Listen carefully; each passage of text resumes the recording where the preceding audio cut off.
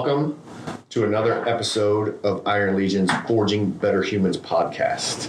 I am your host, but you already know that I am your host. That part's dumb. We'll probably cut that out. So, here at the gym, I've taken on this little practice, and it just kind of happened after I went to a buddy of mine's place up in New York at Wolf Brigade. Ton of just like super, I wouldn't go with the word inspirational quotes on the wall, but like just reminders of like why you're there type stuff. And the dude's just amazing as far as how to motivate people and keep them in the game. So I kind of took a hint on that and I brought it home. And, every week or every couple of weeks, I'll put I'm trying to stay away from the word inspirational quote, but I'll put a quote up on the wall. But to me, the quotes that I put up on the wall here, I put them in chalk and I change them a lot just because, I don't want you to see the same thing over and over. You kind of get fatigued by that, right? I do.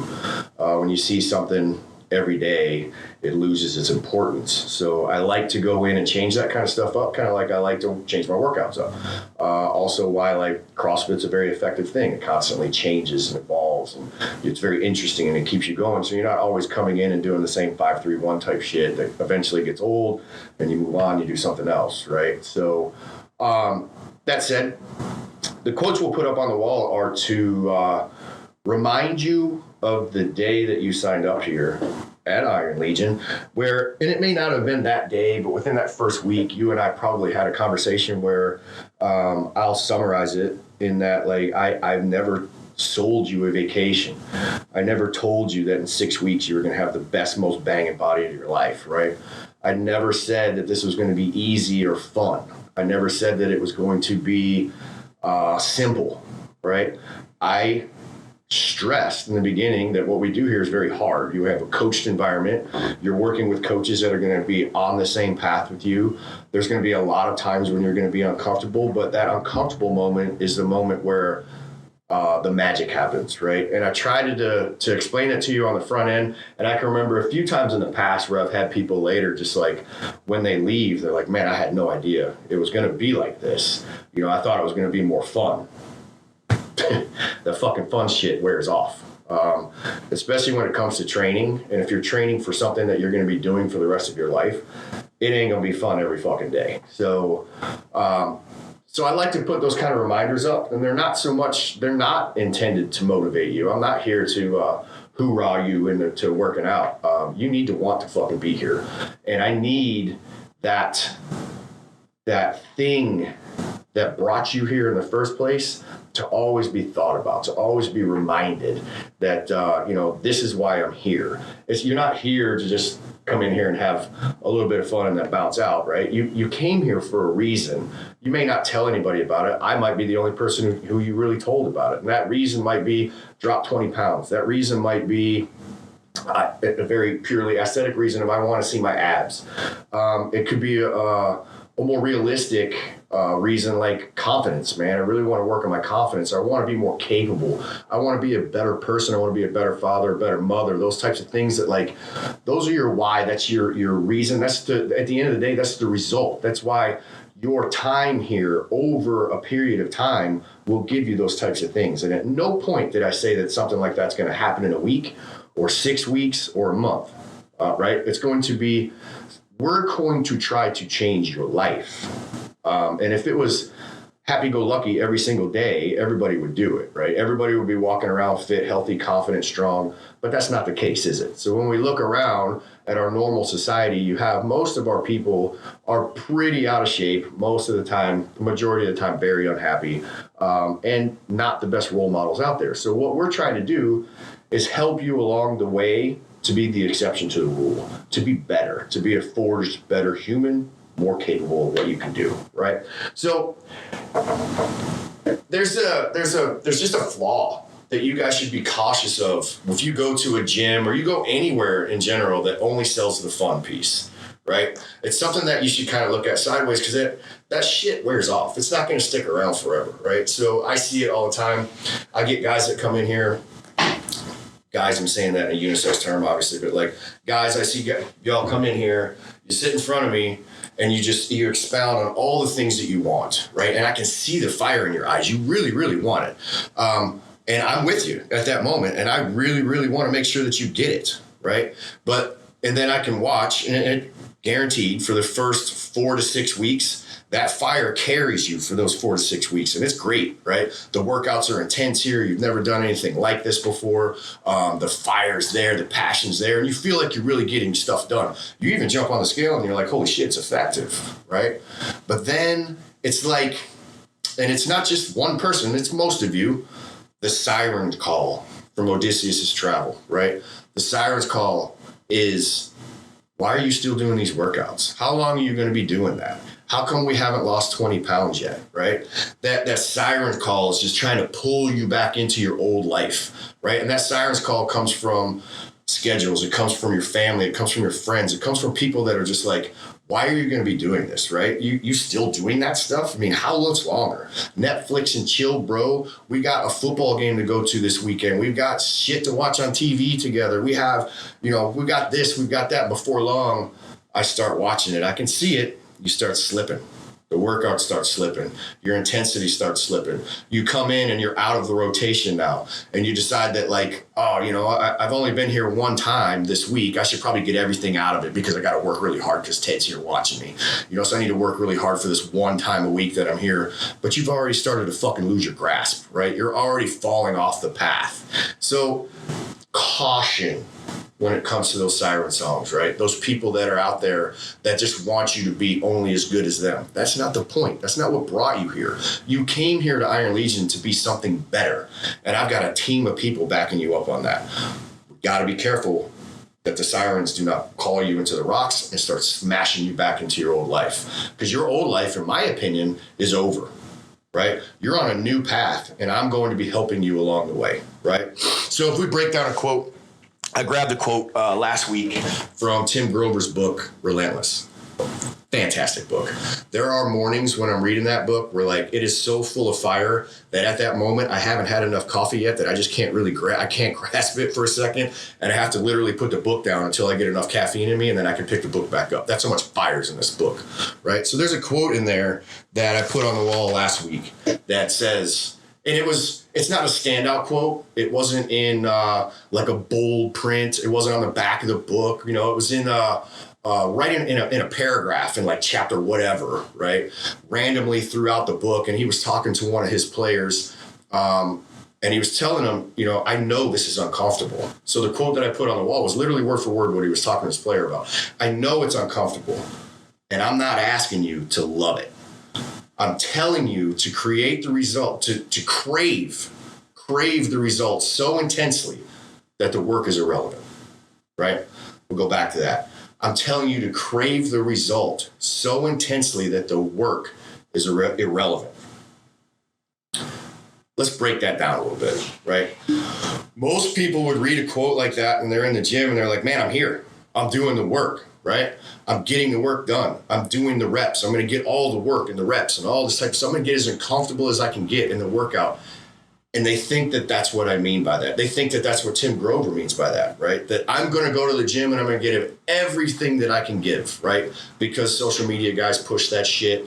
All these people push that shit. Just go to the gym. What's that fucking long hair guy that's like, go to the gym, right? I get these videos sent to me every fucking day from this guy. Go to the gym guy, right? I can't remember what his name is. There's more to it than just going to the gym. So yes, it's important to be uncomfortable in your workouts, but there's so much more to it, right? So these people that are only focusing on the gym aspect of that, you're destined to fail, because that's going to fall off, right? That wanting to be uncomfortable in your workout alone is going to fall off. And a lot of that has to do with when we're talking about the result, and I'm talking about the uncomfortable, I'm talking about there's more than that, right? We're chasing something like we talked about before, better health, confidence, strength, things that don't happen in 4 weeks. This is a long journey. This is the rest of your life. The things that are uncomfortable are not just in the gym. They're outside of the gym. And these are the biggest factors, right? Here in the gym, my team, myself, we can be right there with you and make sure that we get you the results that we can as far as intensity, weight, load, those types of things. But when you step out of the gym, that's where those sirens calls are at, right? That's where learning how to reprioritize your schedule, number one. Huge uncomfortable thing for a lot of people in those first 4 to 6 weeks, even their first year, keeping their schedule prioritized so that they do make time for the gym, and not just the gym, but they also prioritize and schedule out the way that they're going to eat, what they're going to be doing throughout the day, who they're going to be running into. Prioritizing that schedule, super uncomfortable for a lot of people. It's not habit yet. They didn't get out of shape, unconfident, and those types of things by training that. They just didn't have any structure in their life, no discipline in their life. So this is where they are. It's a big change that's uncomfortable, right? We have to embrace that piece of uncomfortable. It's not just, oh my God, I've done 30 reps, I can't do 5 more. It's prioritization of your schedule. That's an uncomfortable piece, right? Following a nutrition plan that suits your caloric needs, right? Sitting down with a nutrition coach, being humble for a second, sitting down with somebody and saying, I feel like I'm eating healthy, but maybe I'm not. And then really breaking that thing apart, talking to somebody, getting on a plan, and then managing that plan. And then not just managing it for 6 weeks, but managing it for the rest of your fucking life. That's uncomfortable, right? But it's directly related to the result. Directly related to the result that you should be so intensely craving that work is irrelevant.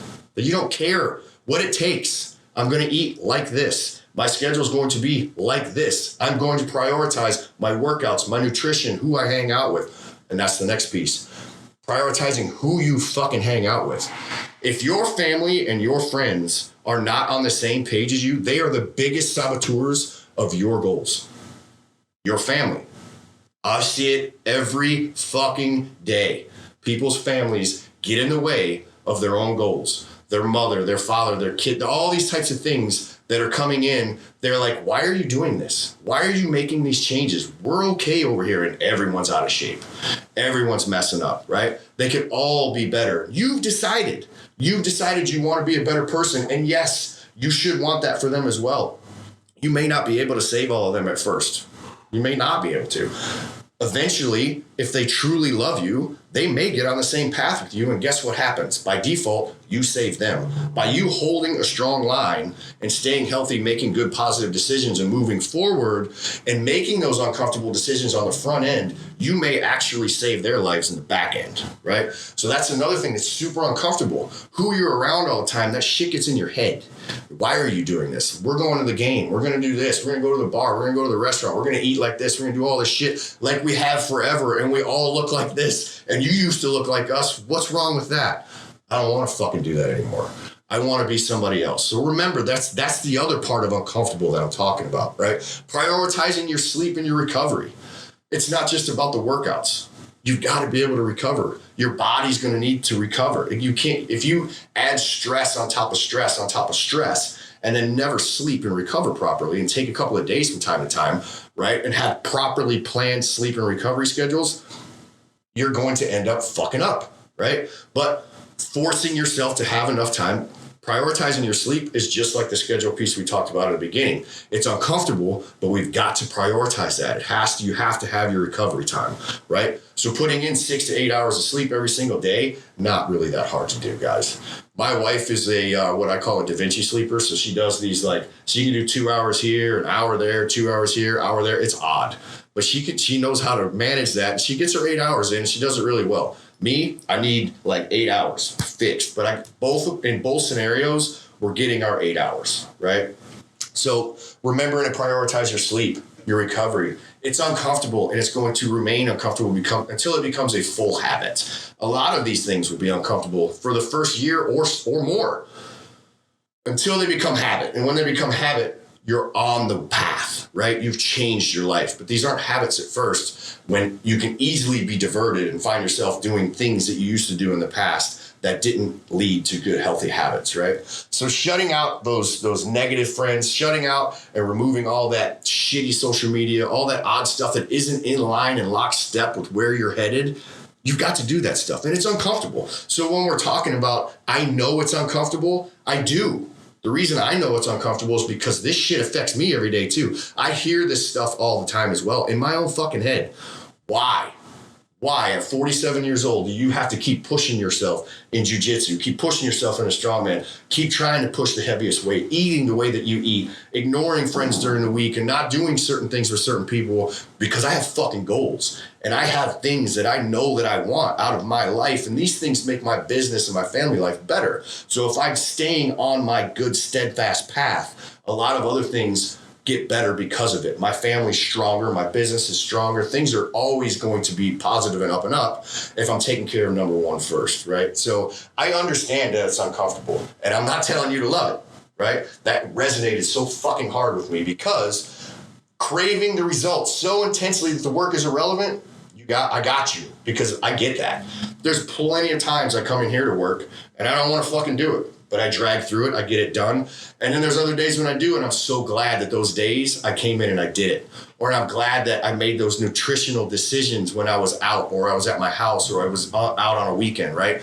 Or I decided not to hang out with this particular group of people that don't have my best interest in line. They sure as fuck ain't got their best interest figured out. They don't even know where the fuck they're going, right? I have goals. I have things that I have to achieve and want to achieve in my life. And I believe that you do too, right? So careful with these like siren song type things, right? Your goal has to burn inside you. It needs to be that like beacon of light in the darkness. That when you decide like, man, I'd rather just sit down on a couch and fucking watch Netflix instead of go to the gym or decide to meal prep or do any of these types of things, get the other shit done first. Prioritize the good stuff first. If you have time left over for relaxing and chilling, cool. But make sure you get the shit related to that goal done first and foremost. Don't let that other shit get in front of the real shit. Right? Eyes forward, straight ahead through the chaos and the noise. Embrace the work, embrace being uncomfortable, and the results will come. Until the next quote comes up, I'm going to leave you with this. Actually, I'm going to leave you with the quote that we threw up on the wall today. I'll wrap up this podcast right here. This week's quote, it's not supposed to be easy. And I've never told you that it was supposed to be, right? The results are worth the work. So put in the work, guys. I'm here to help you guys out. I hope this affected a couple of you guys. I hope it can help you keep on the path, eyes forward, and I'll see you on the next podcast. That shit was fire. That's really good. Good.